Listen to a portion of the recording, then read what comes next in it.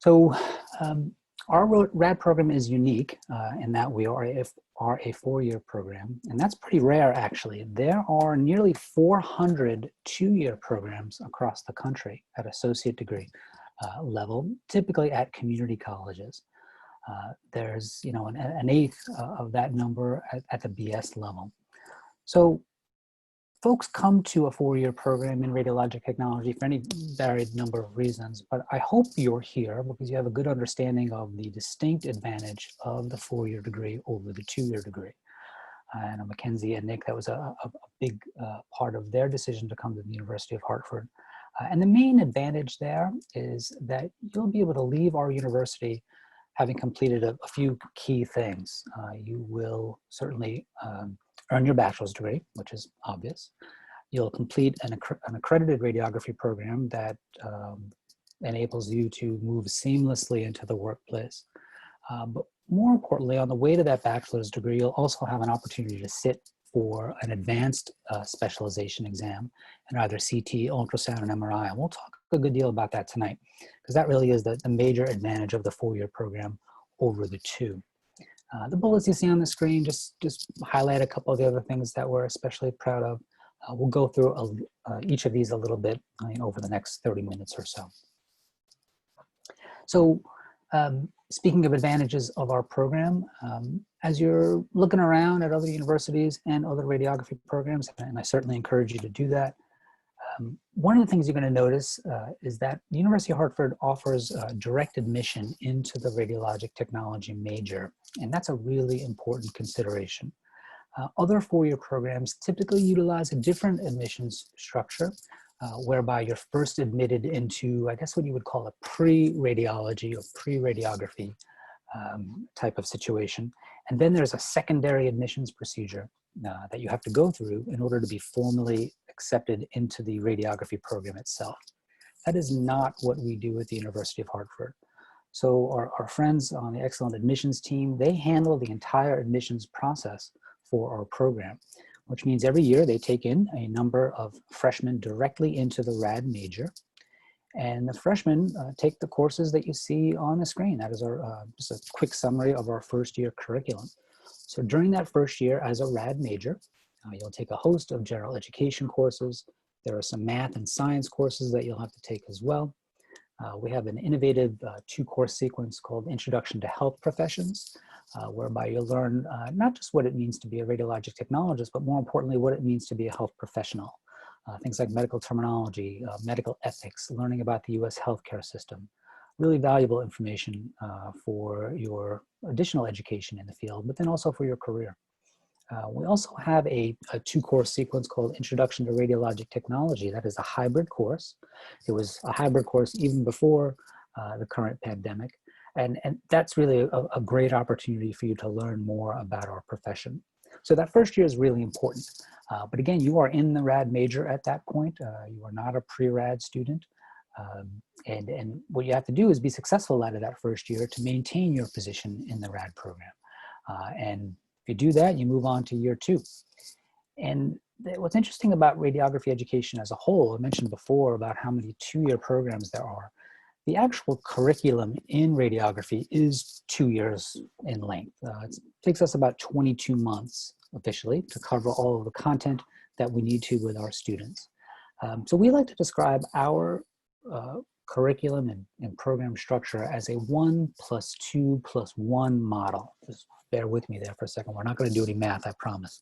But the one is that first year curriculum. Again, general science courses, math, general education, those prerequisite courses. Years 2 and 3, when you're a sophomore and a junior, that's when you're taking the actual radiography courses themselves. So a whole host of RAD courses, everything from learning how to take care of your patients' emotional and physical needs to how to position them for various radiographic procedures. The courses students take with me involve the physics and science of imaging, how the X-ray tube works, how it is that a beam of radiation is able to produce an image of the inside of our patients. So some pretty challenging courses over those 2 years. All the while you're taking those academic courses, you're also engaged in clinical experience. So Mackenzie before mentioned the fact that she's currently at St. Francis for her clinical rotation this semester. If you have questions about how clinical works, please don't forget that Q&A function. Just type them out for us. But we'll talk a little bit more about how clinical works in just a couple of minutes. Also during that 2 years, you're taking some additional science courses, pretty challenging ones. Anatomy and physiology is the one that comes to mind. That's a 2-course sequence in sophomore year typically. And then in addition, there's a whole host of additional general education and elective courses. So it's a pretty busy 2 years in the middle of the 4-year curriculum. So we've talked about that first year, freshman year, the middle 2 years of the curriculum. If we just take a look, these are our students actually working in our lab. So during those 2 years, when you're engaged in the radiography curriculum, not only will you be taking academic courses and doing clinical rotations, but you'll also have an opportunity to work in our energized lab. So we have our own dedicated space. It's in a building called Dana Hall on campus. And it is the X-ray classroom. And within that classroom, there's an actual working X-ray unit as well. It's an energized X-ray unit, uses computed radiography, and our students get to use that equipment pretty exclusively throughout the entire sophomore year. These are actually some classmates, if I can see the image here, that are in Mackenzie's class that we shot last year. So during those 2 years, again, you're taking both clinical and didactic instruction. So we're teaching you in the classroom how to position patients for X-rays, how to operate the equipment, get to directly apply that knowledge and those skills during your clinical rotations. Another thing I want to share with you that we're pretty excited about, and certainly probably have heard this already if you've looked around on our website or went to other informational sessions, and hopefully you'll get a chance to come visit. We have a beautiful new building going up right in the middle of our quad that is going to be shared space between our engineering and health professions programs. But what we're most excited about in the RAD program is the fact that they're installing some pretty beautiful state-of-the-art simulation labs. So we currently have a simulation space in Dana Hall where our main X-ray classroom is. It's rather small, but our students use it a few times each year. And it's fun. They get to do all kinds of simulations on the sim mannequins, as you can see in the lower right-hand corner of this image. That's one of the types of mannequins that we have in our sim lab. But this new simulation lab is going to be huge.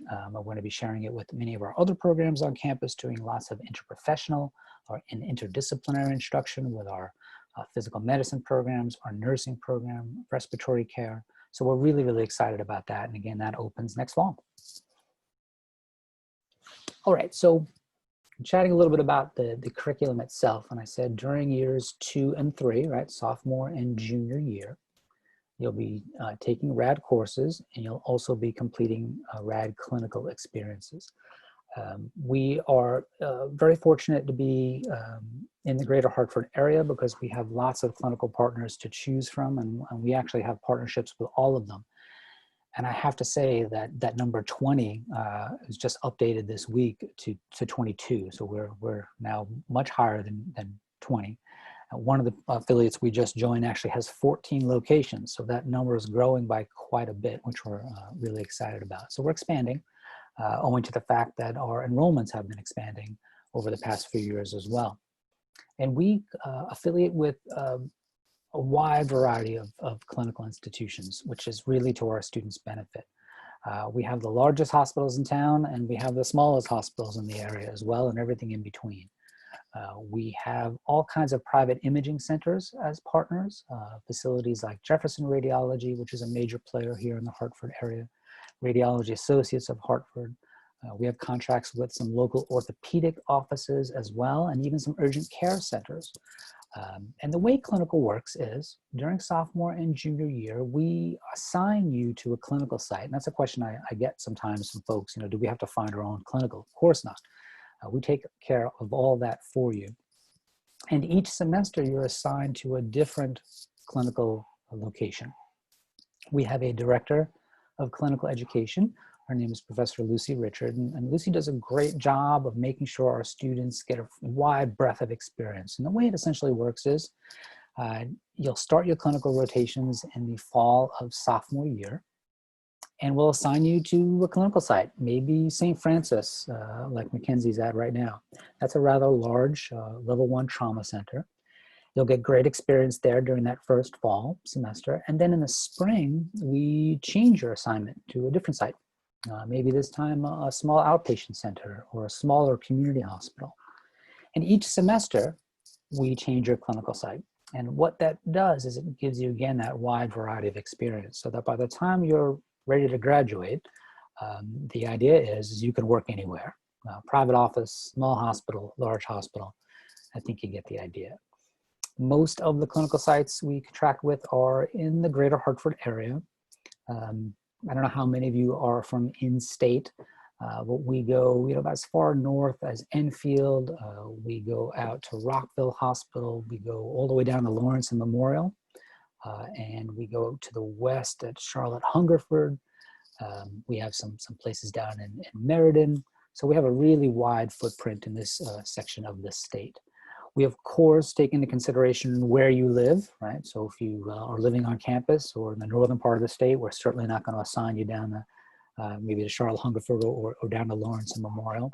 We try to keep travel time down well under that 60-minute time period, but it's usually much shorter than that. St. Francis is 5 minutes away from campus, and many of our hospital sites are just a few minutes away. But that's basically the way your clinical assignments work. Some of the other stuff here on the slide is just important for you to know. All of our students wear the same uniform at clinical. So from the standpoint of additional costs for being a University of Hartford RAD student, you will have to purchase uniforms. Another thing I like to point out is that there is a full 12 weeks of clinical experience during the summer between sophomore and junior year. And that's a really important thing for you to consider. And again, I'd be happy to field any questions from you about this. But that is the summer between your sophomore and junior year. And during that summer, really important for you to realize that you have to be in the greater Hartford area. So, you're in high school right now, and you're looking forward to perhaps going away to the University of Hartford, or maybe living on campus, or maybe even commuting from home. But if you're coming from some distance from the campus, whether it's somewhere else in Connecticut or out of state, important for you to know that during that summer between sophomore and junior year, you have to be here in the greater Hartford area. And maybe what I'll do in just a second is ask our alum and our current student, Mackenzie, on the phone to kind of tell us a little bit about their summer experience, but really, really important. So whether that's living on campus during that summer, living in off-campus housing, you have to be here in the greater Hartford area. And during that summer, full-time, 40 hours a week, you're assigned to a clinical site. And it's a fantastic experience. Probably from where you're sitting, that doesn't sound very enticing, spending your whole summer between sophomore and junior year working for free, in a sense, that's what it is. Actually, it's worse than working for free because you'll be paying tuition to take those clinical courses. So you'll actually be paying to work for free. So again, I'm not really doing a great job of selling it, but it's a fantastic experience. You get to work 40 hours a week as a radiologic technologist, and we found year after year that's really when our students learn to become radiographers. Nick, can you tell us a little about your summer? Not that long ago, a couple of years. Where did you do your experience, and what did you think about it going in, and did your feelings about it change on the way out of the summer? You kind of summed it up there. Going into it, it doesn't sound great. You're working for free 5 days a week. I'm from the northeast corner of Connecticut. So my commute was a little longer. But I think, going through it after being at 2 larger hospitals in the fall and then a smaller one in the spring, I was able to really, zone in on my craft. Being there 5 days a week, you do get all that repetition and that practice. Meeting all these new technologists and learning their different ways. So, at first it didn't seem great.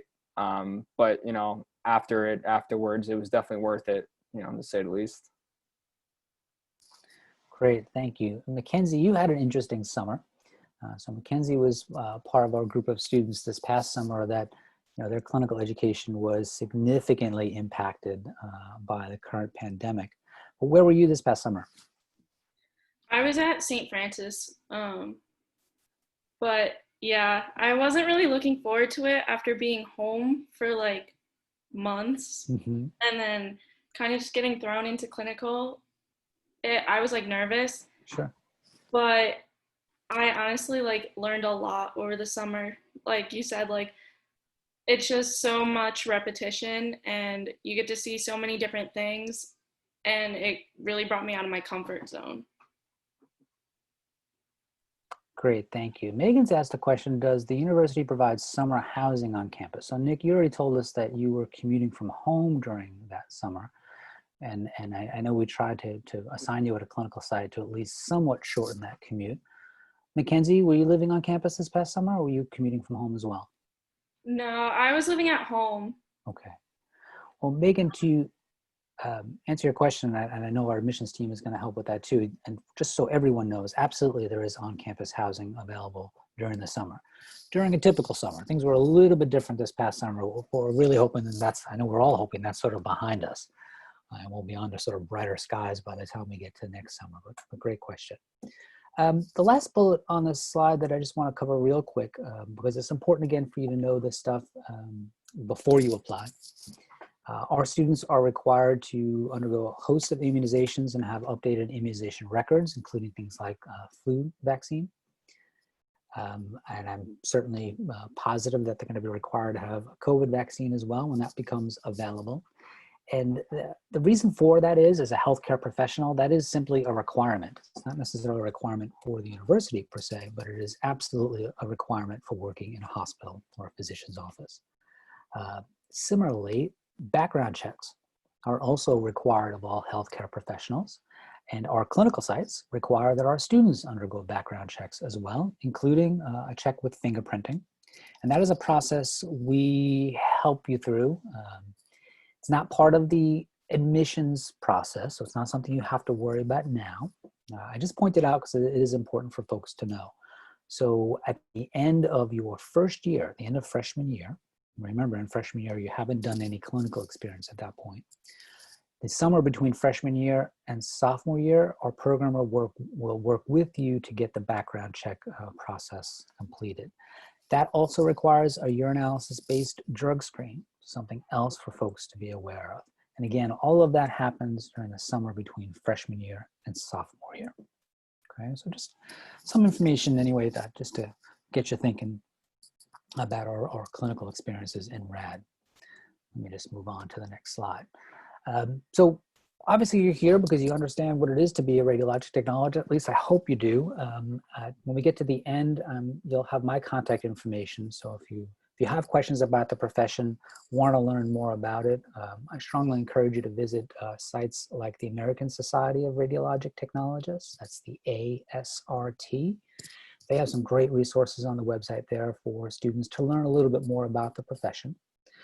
One of the unique key features of our program is that you, at the end of the third year, will have completed the radiography program. At that point, you will be eligible to sit for a national credentialing exam.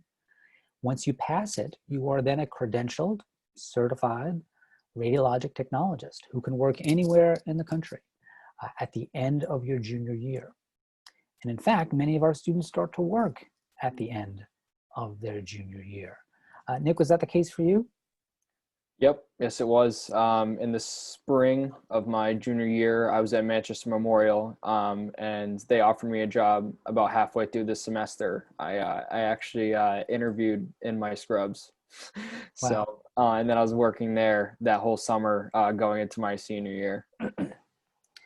Right. So just for those keeping score at home, what Nick's describing there is, he was still a full-time student. And Nick mentioned before that he practices MRI right now, and we'll talk a little bit about that program in just a second. But he started to work for a pretty decent hourly salary as a radiologic technologist here in the state, while still a full-time student at the university. So remember, our program is that 1-2-1 structure. Year 1, prerequisites. Year 2 and 3, you become eligible for licensure and credentialing as a radiologic technologist. At the end of that junior year, you are an X-ray tech if you pass that exam. But most of our students, when I say most, I mean 99% of our students come back for the 4th year, and we're going to talk about that next. Before I do, Kyle's got a great question in the Q&A. How many students are accepted into the program? We have a cap of 30 freshmen each year. So that's the short answer.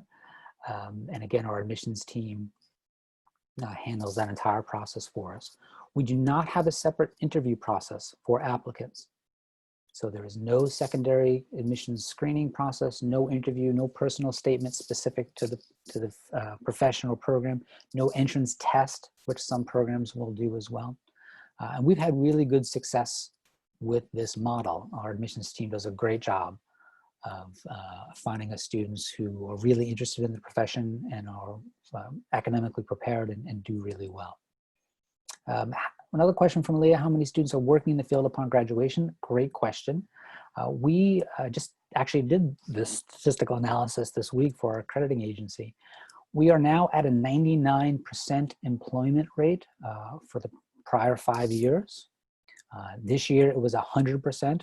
What that means is, of the students that graduated this past May, well, actually May of 2019, forgive me, 100% of them found employment within the first 6 months after graduation. And that doesn't even tell the full story, because frankly, as Nick was just describing, the far majority of our students find employment before they graduate. So we are actually well ahead of the game. But that's a great question. That's something you want to look at as well when you are exploring other programs. I will tell you that all accredited radiography programs have to post data like that on their website. So if you're looking at, rattle off some names, MCPHS in Boston, or CW Post down on Long Island, or Thomas Jefferson, Quinnipiac here in the state, all of those accredited programs, we all have to post what's called our outcomes data on our website. So you can see things like the student's pass rate for that credentialing exam, the retention rate for how successful we are at retaining and helping our students be successful, and also the employment rate. So definitely take a look at the program's website to find that data. One more question, then we'll move on to, during the summer program, are there clinical sites in southeastern Connecticut? So I'm trying to think I'm from New York, and I always get thrown off by like what's north, west, and it never makes any sense to me how people describe where Boston is.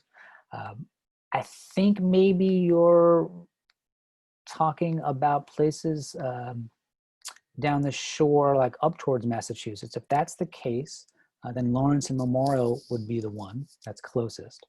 If we've had some students that have lived in places like Branford, North Madison during the summer, and we've been able to get them placed in sites like Glastonbury, which wasn't a tremendously long trip for them.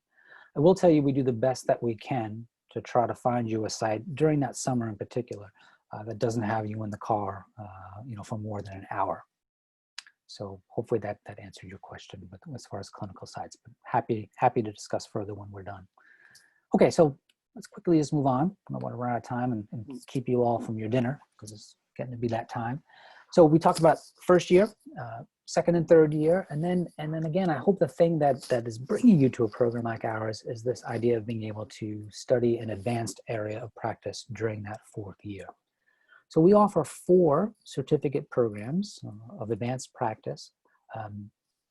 The first 3 are clinical-based programs.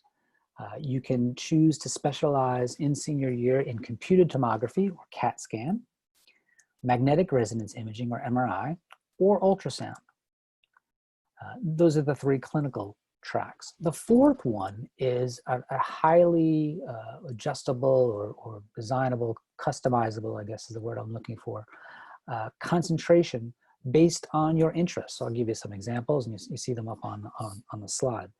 Maybe you're not interested in going into CT, MRI, or ultrasound, but you're really interested in becoming a department administrator in radiology.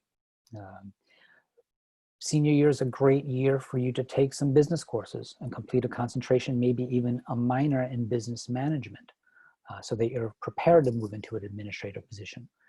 Maybe you've decided that you want to teach in the field or in another field. You can use that senior year to take some education courses. Another option is advanced science and medicine. won't put her on the spot, but Mackenzie on the call tonight is leaning towards that route in her senior year because she's really thinking about going on to medical school. So what you can do in that 4th year is take the science courses that you need to prepare for the MCAT and to qualify for application to medical school. So that 4th year can be highly customizable to suit your needs. But I can tell you, most of our students wind up going into CT, MRI, or ultrasound. And Nick before mentioned the MRI program. Nick, what remind me, I should know this, but what got you interested in MRI? Is that something that you knew you wanted to do when you were a first-year student, or did you come to that decision along the way? It's definitely along the way. I wasn't entirely sure what I wanted to go into, but I believe the full 2nd year, if I'm not mistaken, they allow you to kind of shadow the different modalities. It might be in the spring or fall and spring, but you get to shadow all the different modalities, and that's kind of where I, gained my interest for MRI. Great, thank you. Yes, and it can be in the fall of junior year, but usually it's in the spring of junior year. So what Nick is describing there is we actually require our students to do 1 to 2 week shadow rotations in those advanced areas, CT, MRI, and ultrasound, so that they can really get a fully informed taste, so to speak, of what those imaging modalities are all about, so that they can make a more informed decision as to which program they want to study in during that senior year. I want to address a couple of questions. I appreciate you using the chat function there. One of the questions is, do you have student athletes in the program? Yes, we do. In fact, Mackenzie, you started as a student athlete in our program. We've had a number of successful students. It is challenging, to say the least. You know what, maybe I'll stop talking. Mackenzie, how'd you find balancing athletics and your studies at the University of Hartford? I know you're not doing it any longer, but how was that when you were doing it? It was a little challenging. It was just trying to find time, to really focus on studies. Like, the sports teams do a really good job, with mandating study hall hours. But I ended up getting injured, so I decided just to focus more on my school, especially since I want to go to medical school. I just wanted to buckle down on my work. Yep, that was a good decision. We have had, so this is my 11th year, we've had students, very successful students in our program that have been on the track and field, both male and female, soccer, both male and female. We've had softball, we've had lacrosse, and I'm sure I'm missing some. But the answer to the question is yes. Yes, absolutely, you can be a student athlete. When I have conversations with student athletes, what I typically tell them is, look, the typical track for our program is, you become eligible for certification at the end of junior year, typically in May of junior year. We've had some athletes that, because they weren't able to do all their clinical rotations based on travel schedules, that just had to go a little bit longer, maybe in that third summer, in order to get the clinical experience that they need. But that's been the outlier, the very rare occasion. Most of our student athletes have been able to graduate right on time and complete all their program requirements. It's like anything else in life, you have to have really good time management skills. Those students have pretty intense schedules. A good example is we've had some track and field, some runners who, maybe haven't been able to run with their team at 10 o'clock in the morning on a given day because they're doing clinical rotations. So they get their running in the morning or in the evening. So was it a lot of work? Yes, but I think they would roundly tell you consistently that it was worth it. Great question. One more question about ultrasound. So it's great that you asked that question, Leah, because I do want to touch on this. We get a lot of students that come to us because they are interested in ultrasound, and that is great. But I'll say this, I guess, as bluntly as I can, because I want to be honest with you all. We are not an ultrasound program. Our program focuses primarily on radiography. Ultrasound is a pretty complicated modality. We call these areas of imaging modality. It's a pretty advanced area of our profession. So for students that are solely interested in ultrasound, I always point this out. You know, you do not need to go to a radiography program and become an X-ray tech first before going on to ultrasound. There are freestanding ultrasound programs out there. So if that's your primary area of interest, I definitely encourage you to look at a specific freestanding ultrasound program. And the difference there is those programs are typically 2 to 3 to 4 years in length, where you're spending the entire time just studying ultrasound. And I won't get too far off the rails here or down in the weeds about this, but you ask a good question. In ultrasound, there's a lot of different certifications. You can be certified in abdomen and musculoskeletal and OB/GYN and neuro, you get the idea. There are specific specializations in ultrasound. It takes time to take all of those classes and to do all the clinical hours that you need for those certifications. Our ultrasound program lasts for 14 months in the 4th year. It actually includes 2 additional summers. You're in the ultrasound program the summer between junior and senior year, and then you actually do some clinical work after graduation. So your 4-year program runs about 4 years and 6 weeks. And that's necessary to make sure you get the education and the clinical training you need. Our students sit for 2 certifications. One's called the SPI, it's a physics exam, and the second is in abdomen. So our students leave certified as sonographers. Absolutely, they're eligible to work, and absolutely they all get jobs. What they don't do in that 14 months is also do work in breast ultrasound and OB/GYN and neuro and pediatric neuro and vascular, you get the idea. So we focus on, what is essentially the entry-level abdomen area. And again, those are physics and abdomen. I hope that answers your question. But if you have other questions about ultrasound, I really encourage you to reach out to me, because the advantage of a program like ours is, although you might think right now ultrasound is what you want to do, the beauty of a program like ours is you're not limited to ultrasound. If you go to an ultrasound program, that's all you're going to learn. A program like ours allows you to become a radiographer and then also specialize in ultrasound, which is sort of offers you the best of both worlds and really expands your options. If it turns out, you know, someone like Nick, who you think you want ultrasound right now, and then you absolutely fall in love with the pace and the excitement of being, let's say, a CT technologist, that might be what you decide to move into during the 4th year. So thank you again for the question. Want to move through the last couple of slides here so we don't take up too much of your time.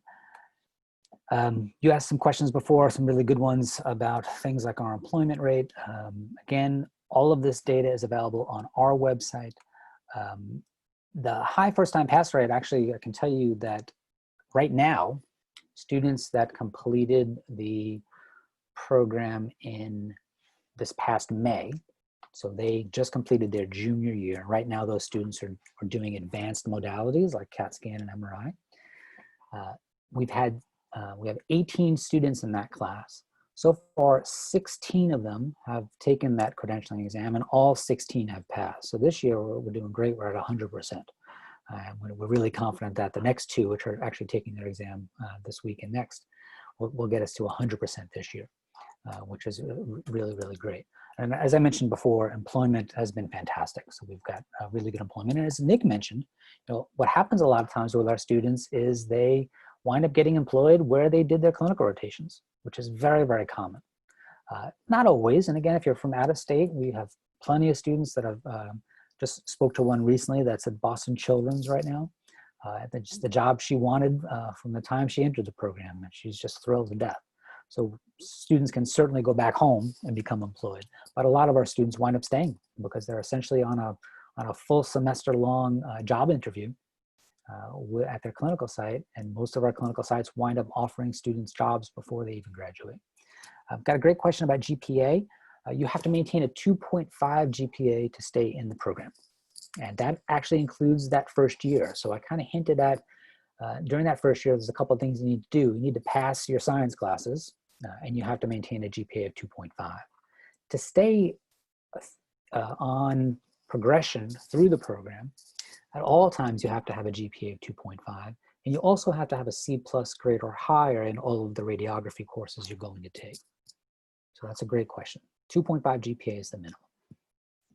All right, keep on going here. Oh, another great question. Megan, thank you. Are there state certifications? Yeah, let me talk a little bit about that. So the certification is a national one. And, you know, all the stuff is confusing. The American Registry of Radiologic Technologists is the organization that produces the exam that our students take.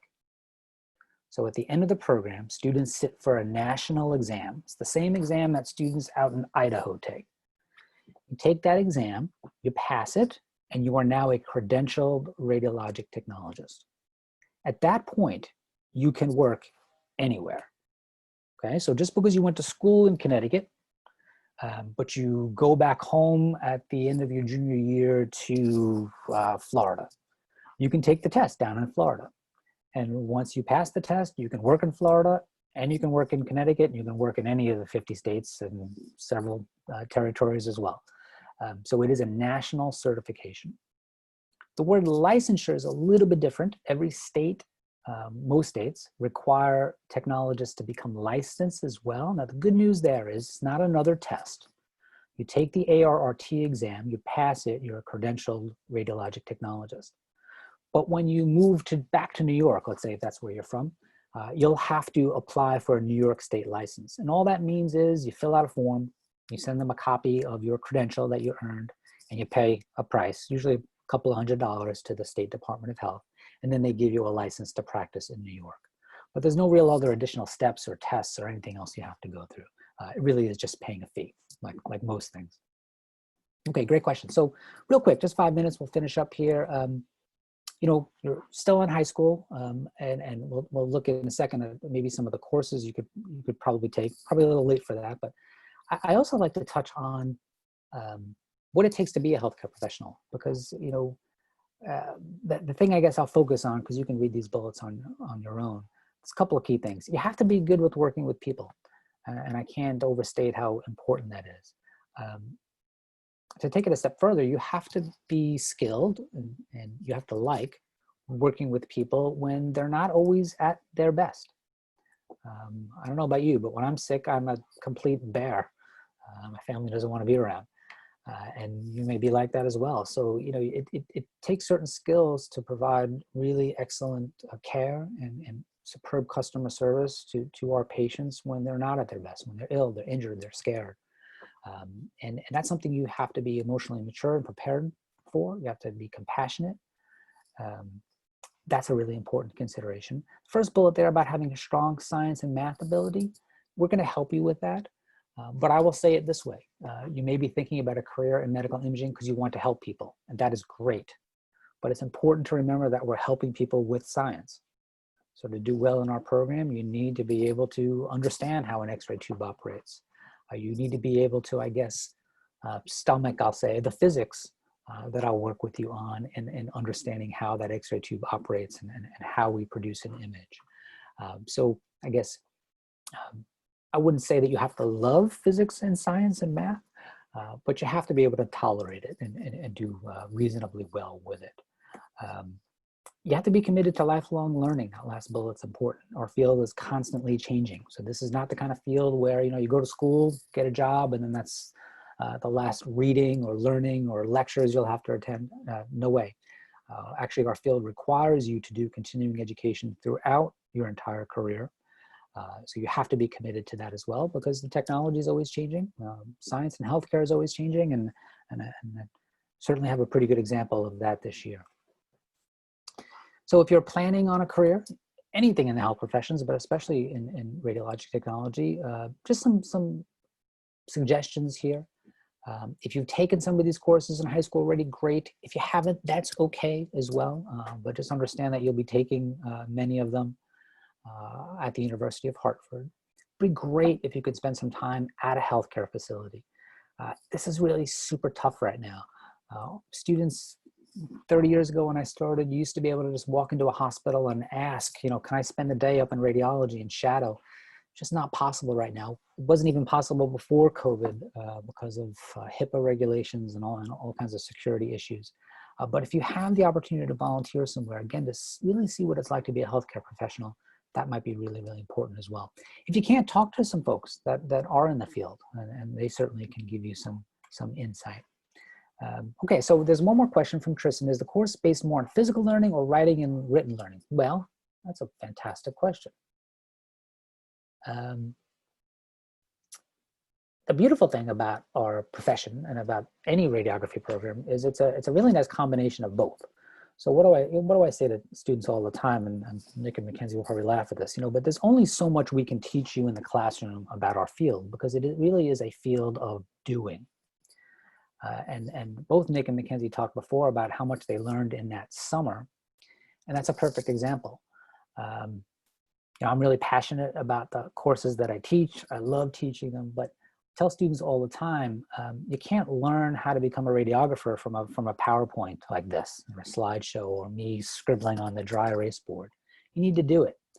The key thing about that is connecting the learning and the doing, which is what's so great about the structure of our program, in that for 2 years, you're doing them simultaneously, right? Spending time in the classroom and then spending the next day applying that information in the class. So I think I get where you're coming at with that question. We're not the kind of program that requires you to buy 600 and 700 and 800 page textbooks, the way you would perhaps if you were a biology major or a chemistry major. So content is delivered in the classroom, pretty decent volume of it. There's not a tremendous amount of out-of-class reading and or writing, but you do need to learn the science, and you will do that in the class, and then you need to apply it at clinical. So I hope that answers your question. Mackenzie, Nick, it was an interesting question. Like, do you feel, how would you separate your learning between what we did in the classroom, not just mine, but all of the classrooms, and clinical? Is there one that you preferred more, classroom work or clinical, or how do you feel like they related to one another? Mackenzie, if you have an answer, go first, or Nick, that's fine too. I think they just really went hand in hand. Like, I know I learned things in clinical before I learned them in class, and then the other way around too. Like, I think clinical just kind of helped like lock in that information that we learned. Great, thank you. Nick, anything to add? Yeah, no, I feel like it is the perfect combination of classwork to clinical.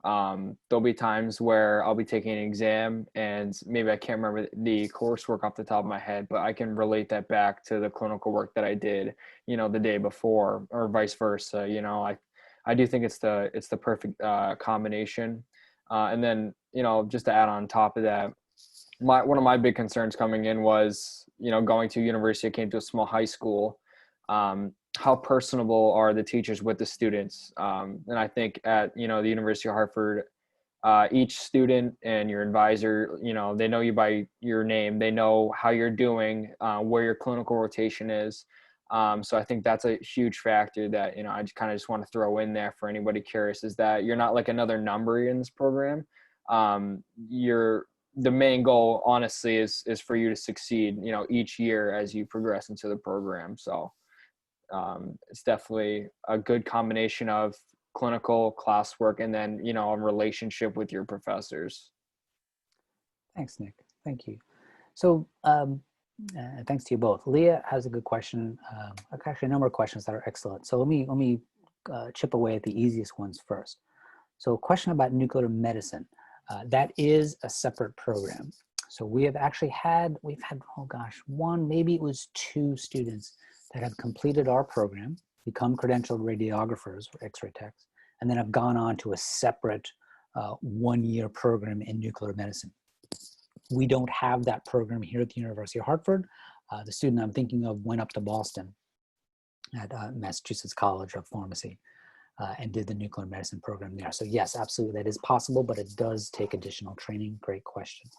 Salary range, I can quote you the going range in the state, and it's a wide range, but it's somewhere between $26 and $29 an hour to start in general radiography.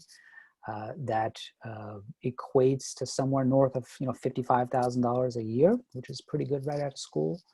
The way it works in our profession, if you just think about it as sort of tiers of salary, the general radiographer is at that lower end, which is not that low, $55,000 or so to start. CT technologist, CAT scan technologist make a little bit more than that, typically starting in the $30 to $35 range.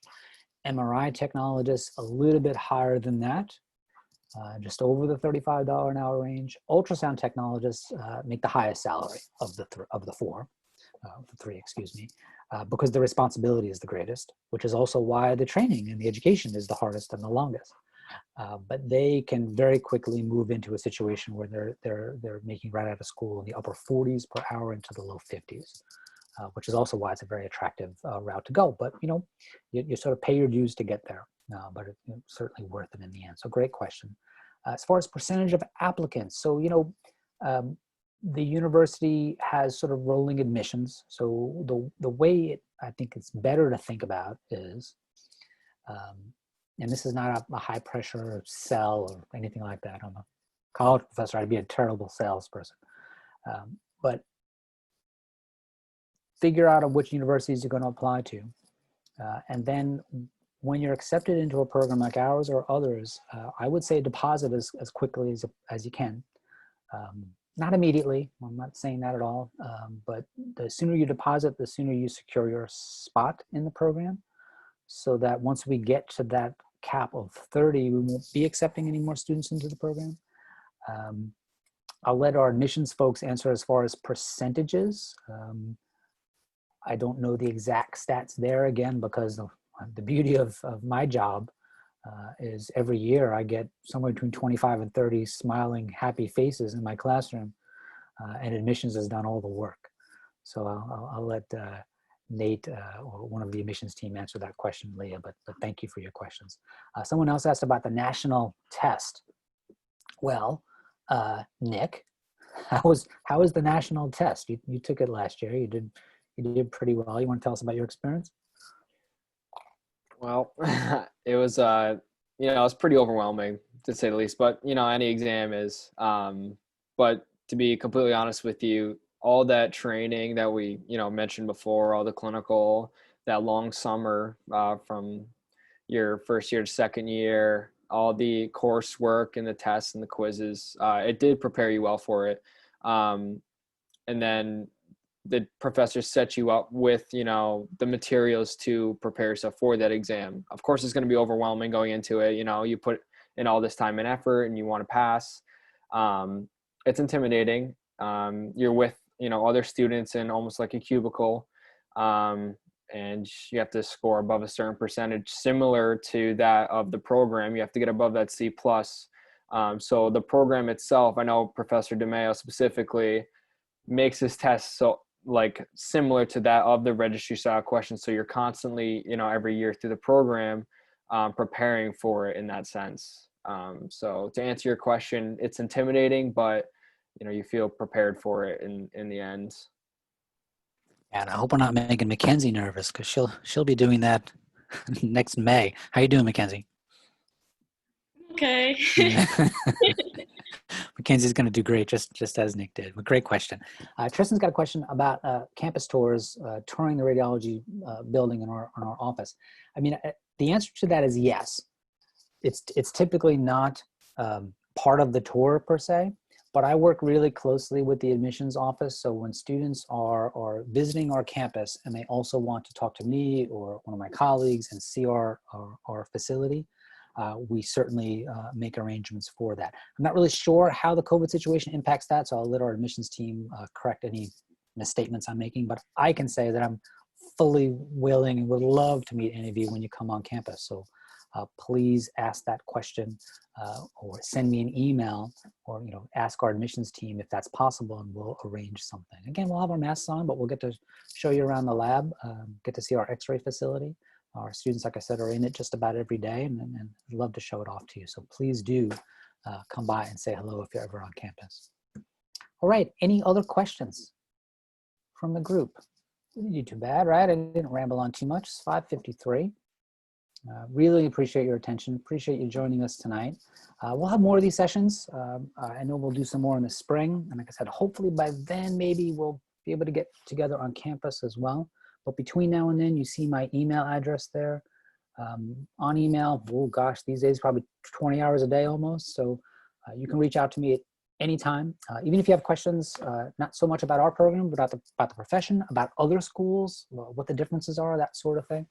I'll always give you a straight answer there, so please don't hesitate to reach out to me. Like I said, I look forward to meeting you. Thanks to Mackenzie and to Nick for joining us tonight. I appreciate their time as well.